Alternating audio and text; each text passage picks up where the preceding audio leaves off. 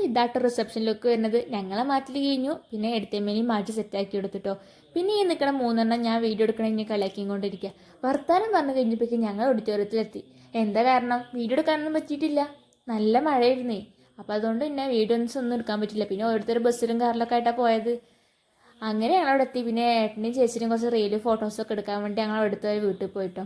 പിന്നെ ഏട്ടനോട് ക്യാമറമാൻ പറഞ്ഞു പെണ്ണൊന്ന് കറക്കുമോയെന്ന് ചോദിച്ചു. അപ്പോൾ ഏട്ടൻ ചോദിക്കുക അതെന്താ വട്ടം വട്ടം നാരങ്ങയെന്ന് വെച്ചിട്ട് ഏട്ടൻ ക്യാമറമാനെ ഇട്ടൊന്ന് ഫസ്റ്റ് നോക്കി. എന്നാലും ഏട്ടൻ കറക്കൊക്കെ ചെയ്തു കേട്ടോ. അത് കഴിഞ്ഞ് ഞങ്ങൾ കുറച്ച് ഫോട്ടോസും കാര്യങ്ങളൊക്കെ എടുത്തു. എൻ്റെ ഒരു ഫോട്ടോ എന്തെങ്കിലും ആഡ് ചെയ്തിട്ടുണ്ട്. അതും കഴിഞ്ഞ് ഞങ്ങൾ നേരെ ഫുഡ് കഴിക്കാനാണ് പോയത്. നല്ല വിശപ്പുണ്ടായിരുന്നേ. അതുകൊണ്ട് തന്നെ അടിപൊളി ബിരിയാണി ആയിരുന്നു കേട്ടോ അവിടെ. ചേച്ചിയുടെ വീട്ടിൽ അടിപൊളി സദ്യയും ഏട്ടൻ്റെ വീട്ടിൽ അടിപൊളി ബിരിയാണി ആയിരുന്നു കേട്ടോ. അങ്ങനെ അതും കഴിക്കാൻ കഴിഞ്ഞപ്പോൾ ചേച്ചി അളിയനും വന്നിട്ടില്ല. അവരെ കൊണ്ടാൻ പോയിട്ടോ ഈ 2 മുതലോളും അമ്മായിയും കൂടിയിട്ട്. അത് ചിറിച്ചും കാട്ടി പോകണുണ്ടില്ലേ. അങ്ങനെ ചേച്ചി അളിയനും വന്നു.